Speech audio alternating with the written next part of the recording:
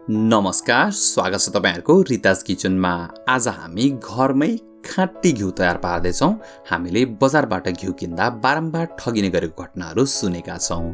भिडियोमा देखाए जसरी नै घिउ बनाउनु भयो भने ठगिने डर पनि हुँदैन र शुद्ध घिउ पनि तयार हुन्छ। आउनुस् फटाफट बनाउन सुरु गरौँ। सबैभन्दा पहिला हामीले घिउ बनाउनलाई बटर लिनुपर्ने हुन्छ। वास्तवमा घिउ बनाउनलाई बटर मात्रै चाहिन्छ, अरु केही पनि चाहिँदैन। आज हामीले 2 किलो बटर प्रयोग गरेका छौं र यो 2 किलो बटरलाई पगालेर हामी घिउ बनाउँदै छौं। बटर नर्मली 1 पावा अथवा आधा किलोको ब्लकमा आउँछ र यस्तो ठूलो ब्लक भाँडोमा राखेर पगाल्दाखेरि एक साइड पग्लिने र अर्को साइड नपग्लिने हुन्छ। अब तपाईले आगोमा एउटा कुनै पनि बाक्लो पिट भएको भाँडो बसाल्नु होला र त्यसलाई लो मिडियम फ्लेममा तताउनु होला। त्यसपछि हामीले भर्खरै काटेर तयार पारेको सबै बटरको क्युब्सहरु हामी यो भाँडोमा एड गरिदिन्छौं।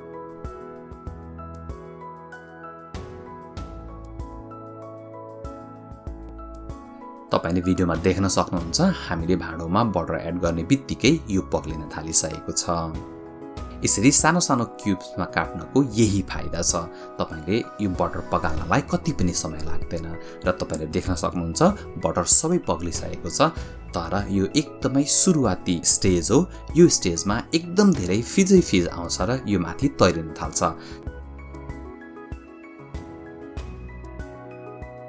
तपाईले यो बटरलाई निरन्तर केही समयसम्म सानो आगो बनाएर उमाल्नु पर्ने हुन्छ।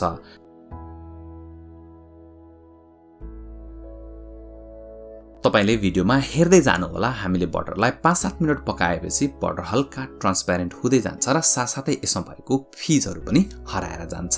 हामीले यो बटरलाई निरन्तर चलाउँदै कम्प्लिटली ट्रान्सप्यारेन्ट हुन्जेलसम्म पकाउनु पर्ने हुन्छ। वास्तवमा बटरबाट घिउ बनाउनलाई त्यति अप्ठ्यारो पनि छैन, तर हामी विदेश बस्नेहरू जहिले पनि घर गएको बेलामा घिउ बोकेर आउने गर्छौं र कहिलेकाहीँ त्यो घिउको बट्टा बाटैमा फुट्छ अथवा इमिग्रेसनले पनि हामीलाई समस्या दिन्छ। यदि तपाईहरु पनि दाना छुटिएको एकदमै शुद्ध घिउ घरमै तयार पार्न चाहनुहुन्छ भने यो भिडियोमा दिएको टिप्स र ट्रिक्सहरु फलो गर्नु होला। वास्तवमा बटर पगाल्दाखेरि हामीले सानो आगो बनाएर बटरलाई कम्प्लिटली ट्रान्सप्यारेन्ट हुन्जेलसम्म पकाल्नु पर्ने हुन्छ। त्यसो गर्दाखेरि एकदमै खाँटी घिउ बनेर तयार हुन्छ। तपाईले लगभग भाँडोको पिदसम्म देख्न सक्ने अवस्थामा आइसकेपछि मात्रै हामीले आगो निभाउनु पर्ने हुन्छ।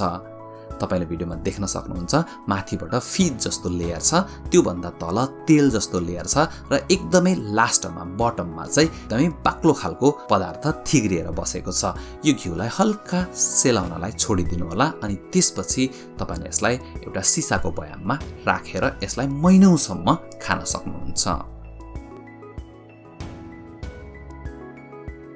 सिसाको भाँडोलाई राम्रोसँगले साबुन पानीले पखालेर अनि घाममा सुकाएर मात्रै घिउ हाल्नु होला। त्यसो गर्दाखेरि घिउ धेरै दिनसम्म बिग्रिदैन। यो भिडियो हेरेर तपाईहरु पनि घिउ बनाउने प्रयास गर्नु होला अनि तपाईहरुले बनाएको घिउ कस्तो भयो कमेन्ट गरेर भन्न चाहिँ नबिर्सिनु होला। साथसाथै यदि तपाईहरुसँग अन्य कुनै पनि प्रकारको सल्लाह सुझावहरु छन् भने तपाईहरुले यो भिडियोको कमेन्ट सेक्सनमा गएर अवश्य पनि लेखिदिनु होला। हामी त्यसमा ध्यान दिनेछौं। तपाईहरुलाई भिडियो मन पर्यो भने लाइक, कमेन्ट र शेयर गरिदिनु होला। साथसाथै हाम्रो च्यानललाई सब्स्क्राइब गरेर हामीलाई सपोर्ट पनि गरिदिनु होला।